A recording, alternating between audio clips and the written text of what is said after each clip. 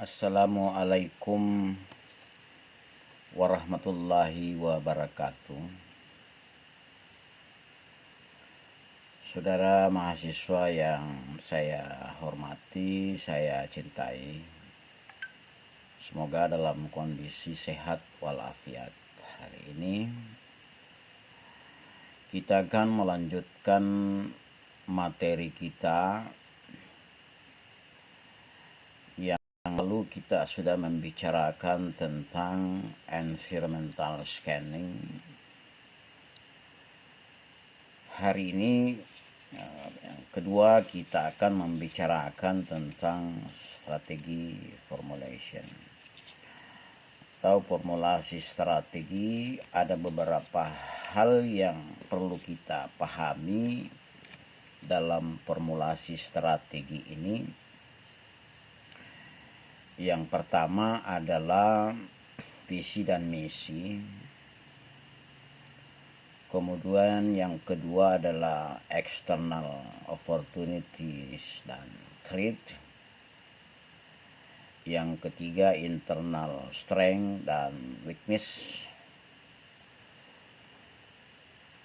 Kemudian yang keempat long term objective.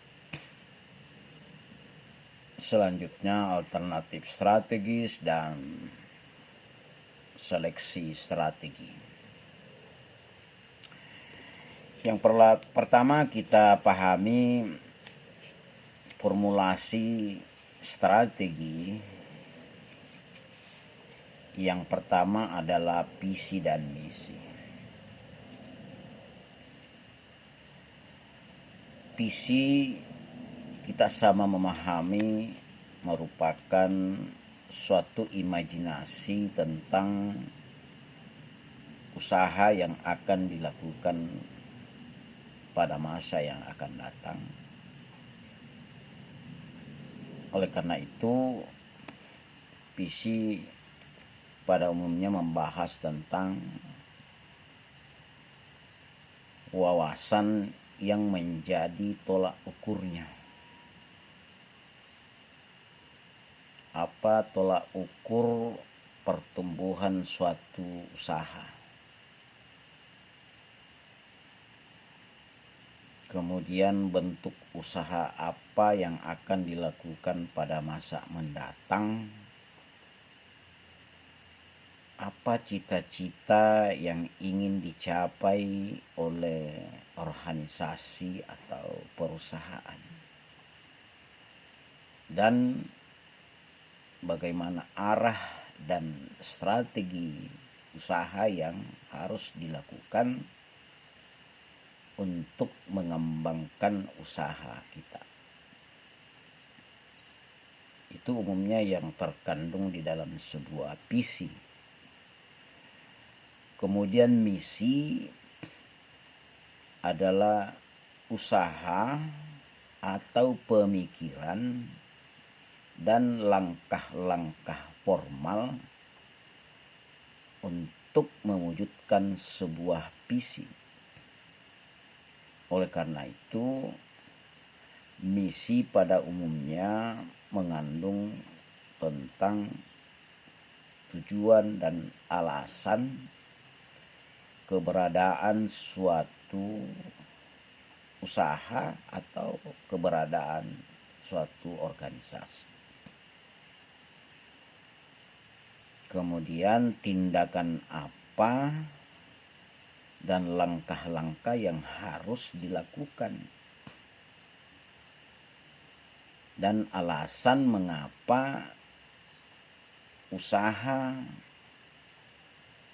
harus berkembang dan cara mewujudkan suatu tujuan.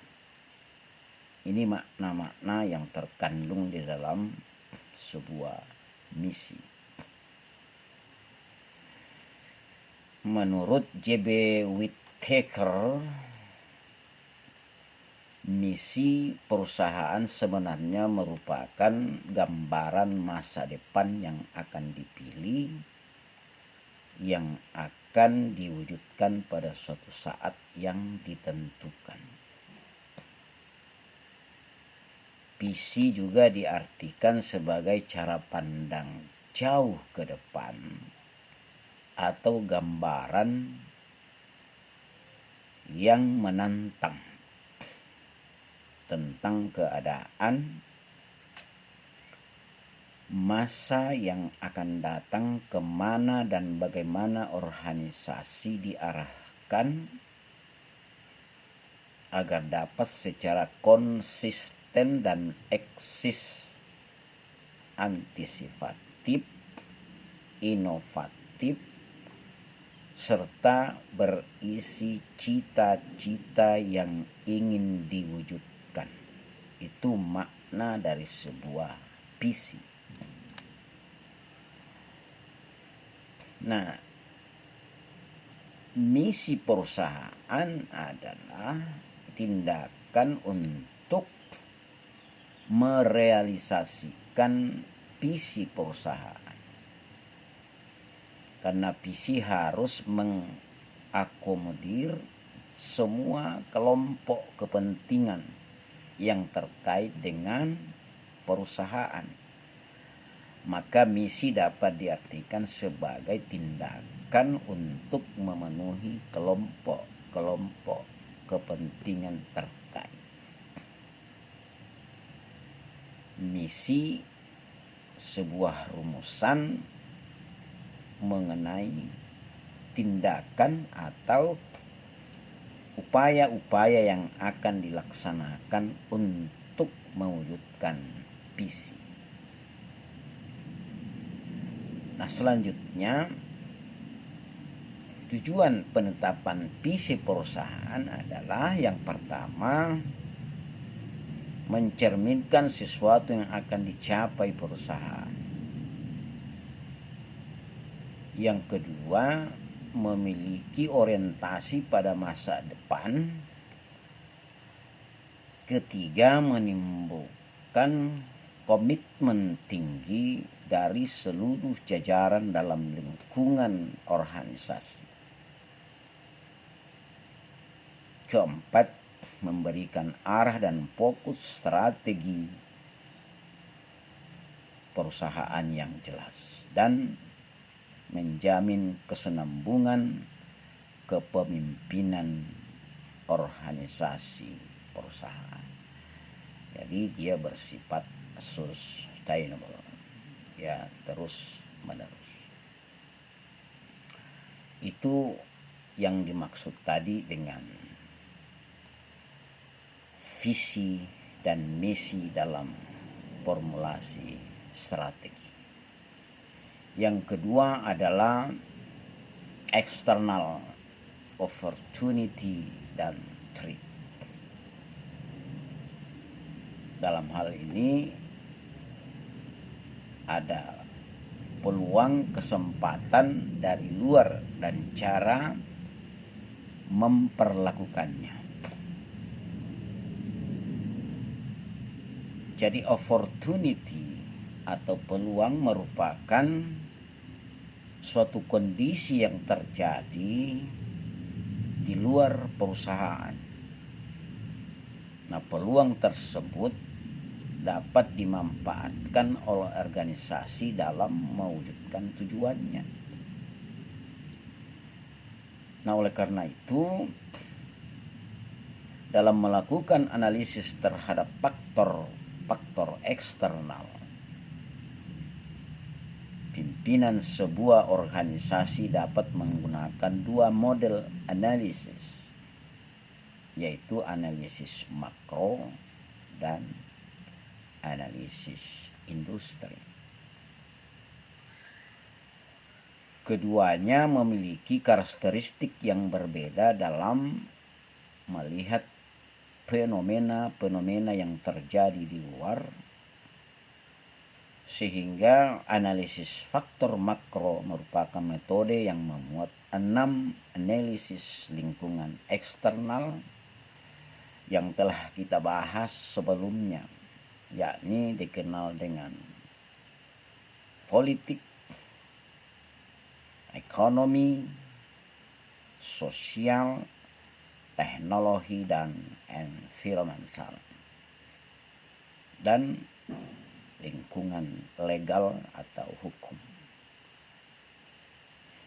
Inilah merupakan tools yang berfungsi dalam memberikan gambaran mengenai kondisi lingkungan di mana organisasi beroperasi serta kesempatan maupun ancaman di sekitarnya.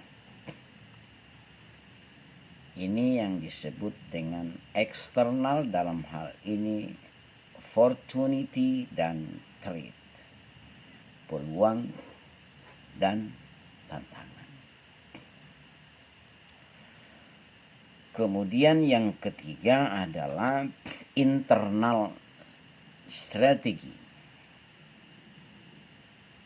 Dalam hal ini strength dan weakness, kekuatan dan kelemahan internal. Nah, analisis internal. Jadi di asesmen internal ini tujuannya adalah menganalisis lingkungan untuk mengerti dan memahami lingkungan organisasi, sehingga manajemen akan dapat melakukan reaksi secara tepat dan cepat terhadap setiap perubahan yang terjadi. Selain itu, agar dapat manajemen mempunyai kemampuan merespon berbagai isu kritis mengenai lingkungan yang mempunyai pengaruh yang cukup kuat terhadap perusahaan yang kita miliki. Nah, lingkungan internal dalam pemecahannya dapat diidentifikasi kekuatan dan kelemahan yang biasanya meliputi, yang pertama adalah relationship among the function area of business.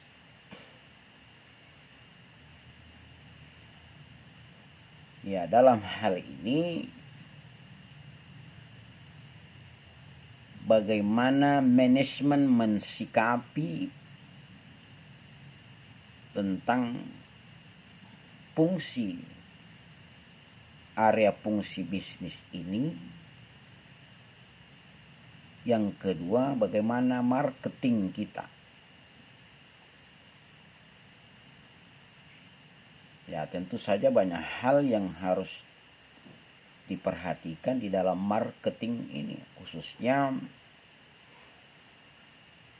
dikenal dulu ada namanya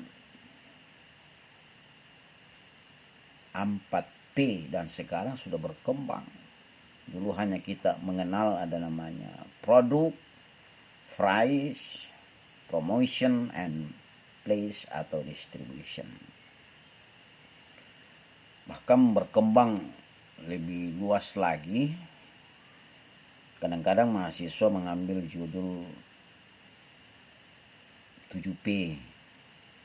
Ya, nanti Bapak Ibu mencari di literatur apa itu namanya marketing mix. 4P, 7P, 12P itu semua ada di definisi-definisi dan karakteristik masing-masing dari setiap elemen itu. Dijelaskan lebih dalam hanya di dalam pemahaman kita tentang the internal assessment ini. Beberapa hal yang perlu dipahami secara lingkungan internal ini, bagaimana tarik relationship ini. Yang kedua, bagaimana manajemen. Yang ketiga, marketing. Yang keempat, finance atau bahasa accounting. Kemudian production atau manajemen produksi. Biasa di istilah sekarang operational, manajemen operational. bagaimana research and development, penelitian dan pengembangan. Bagaimana internal kita tentang Computer Information System, IT harus kuat secara internal, dan bagaimana human resource atau sumber daya manusia. Ini internal, bagaimana tentang kekuatan dan kelemahan yang kita miliki secara internal dari sisi itu tadi. Sebab kita harus secara internal harus mengerti dan memahami lingkungan internal ini. Apakah kita sudah memiliki kekuatan atau masih lemah? Ini yang perlu diperhatikan di dalam formulasi strategi. Kemudian yang ketiga adalah long term objective atau tujuan jangka panjang. Nah, tujuan jangka panjang ini merupakan hasil yang diharapkan dari pelaksanaan strategis tertentu, yang mana merupakan serangkaian tindakan yang harus dilakukan untuk mencapai tujuan-tujuan jangka panjang. Nah, strategis jangka panjang ini harus konsisten, bahkan biasanya diukur bagaimana perjalanan 5 tahun ke depan. Dalam hal ini, yang pertama adalah strategi utamanya adalah bagaimana pertumbuhan terkonsentrasi. Bagaimana pengembangan pasar. Bagaimana pengembangan produk. Kemudian adakah inovasi? Selanjutnya ada yang disebut dengan integrasi vertikal. Ada juga namanya integrasi horizontal. Ada namanya diversifikasi konsentris, diversifikasi konglomerasi, perubahan haluan, dan dipahami ada disebut dengan divestasi, likuidasi, kefailitan, usaha patungan, aliansi strategis, dan konsorsium. Ini semua harus dipahami di dalam long term objective. Artinya bagaimana tujuan jangka panjang dilihat dari sisi tadi, terhadap pertumbuhan, terhadap pengembangan pasar, terhadap pengembangan produk, inovasi, integrasi dari segi vertikal dan horizontal.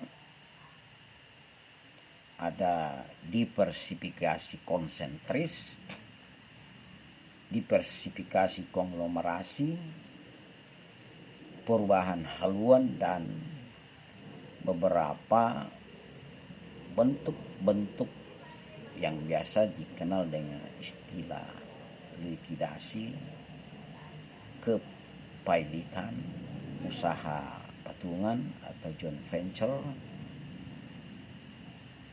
aliansi strategis, dan konsorsium. Nah, sedikit kita bisa memahami, dan nanti juga Anda membuka internet untuk lebih memahami lebih dalam. Sedikit kita pahami bahwa integrasi vertikal adalah upaya untuk memperluas usaha kita atau bisnis kita dengan masuk tahap lain dalam rantai pasokan saat ini. Jadi kondisi sebuah perusahaan berusaha untuk mengontrol semua tindakan-tindakan dalam rantai pasokan, mulai dari ekstraksi bahan baku hingga penjualan produk akhir. Misalnya integrasi vertikal adalah sebuah perusahaan manufacturer yang mengakuisisi distributor atau pemasok bahan bakunya. Nah, tujuan integrasi vertikal ini adalah mengamankan rantai pasokan dan menangkap penciptaan nilai dan keuntungan di setiap itu. Nah, strategi ini memungkinkan perusahaan untuk memiliki kendali yang lebih tinggi terhadap pasokan dan penjualan, sehingga mengurangi biaya dan meningkatkan efisiensi. Tapi strategi integrasi vertikal tersebut juga memiliki kelemahan. Selain membutuhkan investasi yang besar, kegagalan juga muncul karena perusahaan menjadi kurang fokus pada bisnis atau kompetensi inti mereka.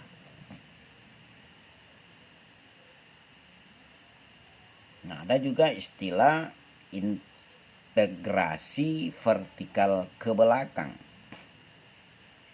Artinya integrasi vertikal ke belakang ini adalah ketika perusahaan memperluas bisnis dengan masuk ke pasar hulu, atau dengan kata lain perusahaan masuk ke pasar input. Tujuan utamanya adalah untuk mengamankan pasokan input atau spesifikasi dan waktu pengiriman untuk memastikan kualitas output akhir yang konsisten. Nah, contohnya di sini integrasi vertikal ke belakang adalah perusahaan minyak goreng misalnya mendirikan anak perusahaan minyak kelapa sawit, sawit mentah, atau dalam kasus lain perusahaan mobil mengambil alih perusahaan ban. Ini disebut dengan integrasi vertikal ke belakang. Ya tentu saja kalau ada ke belakang tentu ada vertikal ke depan. Nah, integrasi vertikal ke depan ini adalah integrasi di mana perusahaan memperluas bisnis ke pasar hilir mereka, distribusi atau retail. Misalnya produsen mobil mengambil alih sebuah distributor mobil. Nah, itu hilir. Nah, tujuan integrasi vertikal ke depan adalah untuk memastikan produk sampai di tangan pelanggan tanpa merusak citra perusahaan. Selain itu, perusahaan juga dapat menggali informasi dan menerima umpan balik dari customer. Hal itu berguna untuk pengembangan produk baru dan menciptakan nilai superior. Ini yang dimaksud dengan integrasi vertikal.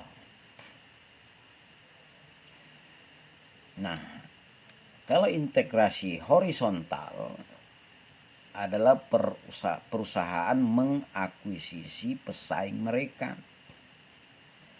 Pilihan lain adalah melalui merger. Ya.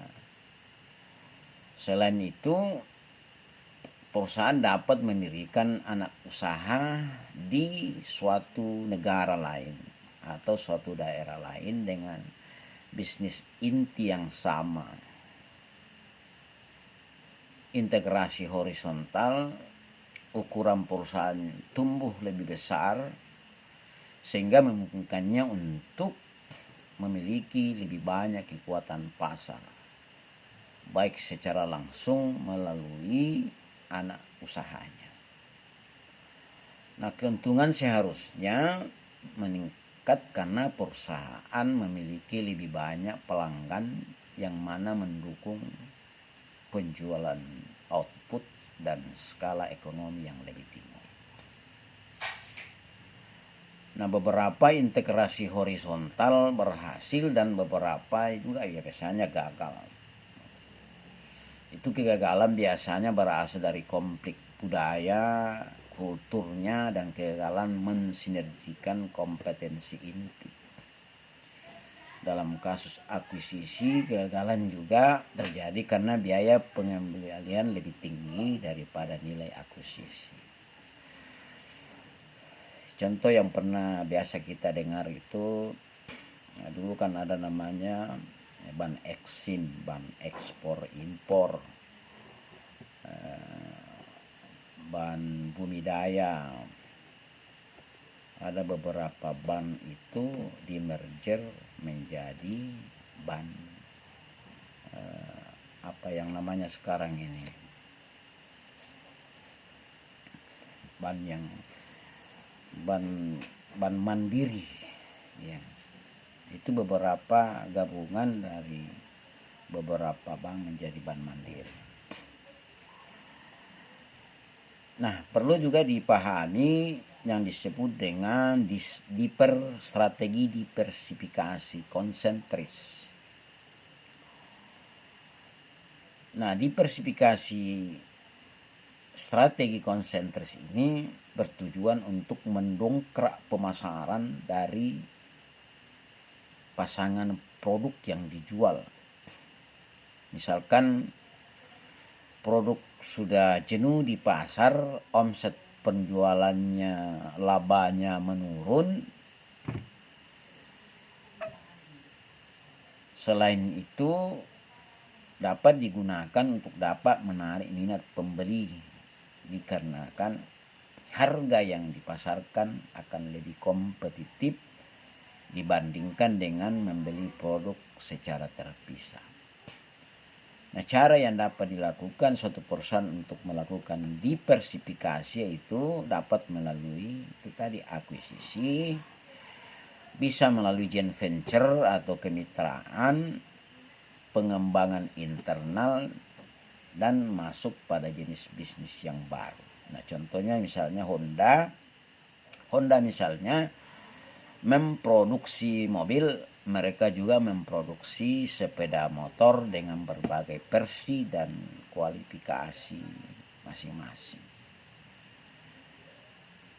Perusahaan laptop misalnya dalam menjual produknya bekerja sama dengan perusahaan tas untuk melengkapi penjualan, sehingga apabila konsumen membeli laptop satu paket dengan tasnya, akan lebih bersaing apabila membeli laptop hanya dapat laptopnya saja, tapi kalau misalnya ada laptop ada bonusnya tas, sehingga orang tidak akan membeli tas lagi karena sudah satu paket. Nah, sama juga misalnya dengan perusahaan properti yang menjual perumahan lengkap dengan furniture dan tamannya. Nah, ini namanya strategi diversifikasi konsentris. Nah, kapan misalnya terbaik dalam menerapkan diversifikasi konsentris ini? Apabila usaha yang dijalankan setelah beberapa bulan berdiri dan dievaluasi tidak ada pertumbuhan yang signifikan, maka ketika akan berinovasi setelah dipertimbangkan dapat menunjang penjualan produk secara signifikan. Nah, tentu saja perusahaan akan memasuki fase yang mempunyai siklus kehidupan yang lebih meningkat ketika perusahaan memiliki manajemen yang kuat dan tangguh untuk menciptakan terobosan-terobosan baru. Nah, oleh karena itu, dengan penerapan strategi diversifikasi konsentris, perusahaan akan dapat berkembang secara signifikan dalam pencapaian target penjualan. Tentu saja seiring dengan profit yang akan meningkat karena dapat memenuhi selera konsumen secara paripurna atau sempurna. Nah, hal lain di dalam formulasi strategi ini adalah alternatif strategi. Nah, pengembangan alternatif strategi ini merupakan sesuatu proses yang kreatif. Tapi kreativitas itu harus diletakkan pada kerangkanya yang dapat ditetapkan dengan baik. Nah, dimensi eksternal yaitu kesempatan dan tantangan lingkungan, dan dimensi internal yaitu kekuatan dan kelemahan perusahaan. Nah, penyusunan strategi alternatif ini antara lain ada disebut dengan strategi aktif atau biasa disebut dengan strategi ofensial. Adalah strategi di mana penyusunan strategi dibentuk sebelum mereka dihadapkan pada reaksi, kesempatan, dan tantangan lingkungan. Ini namanya strategi aktif. Kemudian ada juga namanya strategi pasif atau strategi defensif. Adalah strategi dengan karakteristik utamanya penyusunan strategi bereaksi terhadap tekanan lingkungan hanya jika keadaan mendesak. Nah, oleh sebab itu pemilihan strategi adalah proses pembuatan keputusan untuk memilih di mana alternatif strategi induk maupun variasi strategi induk yang dipertimbangkan akan dapat dipakai dan diterapkan untuk mencapai tujuan perusahaan dengan cara-cara yang paling baik. Apakah menggunakan strategi aktif atau strategi pasif? Selanjutnya, hal lain di dalam formulasi strategi adalah seleksi strategi atau strategi selection. Identifikasi dan evaluasi alternatif strategi ini harus memungkinkan partisipasi manajer dan karyawan yang sebelumnya mengembangkan visi dan misi yang dinyatakan di dalam perumusan yang dilakukan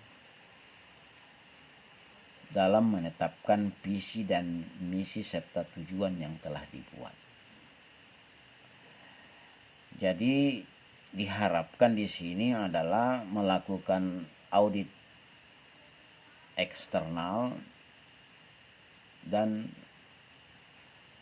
Dalam hal ini masing-masing departemen atau divisi dari perusahaan harus menjadi bagian dari proses itu.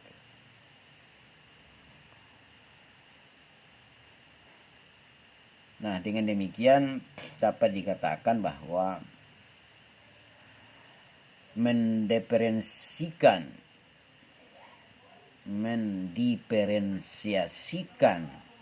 produk atas jasa yang ditawarkan perusahaan dengan menciptakan sesuatu yang baru dirasakan oleh keseluruhan industri sebagai hal yang unik. Nah, pendekatannya antara lain bagaimana citra merek, bagaimana teknologi, karakteristik atau ciri khas,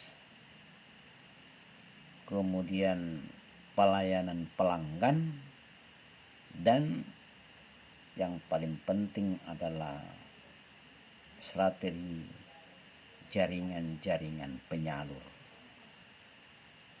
Nah, apa manfaatnya? Ini adalah sebagai penyekat terhadap pesaing. Karena di situ di dalam manfaatnya menciptakan kesetiaan pelanggan. Pembeli tidak peka terhadap harga dan mengatasi kekuatan pemasok.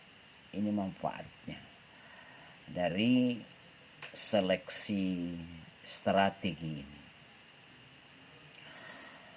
Untuk lebih jelasnya nanti saya akan mengirimkan slide-nya untuk dibaca-baca ulang dan Bapak Ibu bisa mengembangkan melalui literatur-literatur yang lain tentang formulasi strategi ini. Ada beberapa hal yang dipahami di dalamnya. Pertama tadi adalah visi dan misi. Yang kedua adalah external opportunities and threat. Kemudian internal strength and weakness. Yang keempat long term objective. Selanjutnya yang kelima adalah alternatif strategis, dan terakhir seleksi strategi selection. Ini materi kita pada hari ini. Semoga dalam perumusan formulasi strategi visi dan misi sudah memberi bayangan terhadap kita sehingga kita bisa dapat mengembangkan sebuah organisasi. Ya, tentu saja kekuatan dan kelemahan ini perlu dipahami baik secara internal maupun eksternal.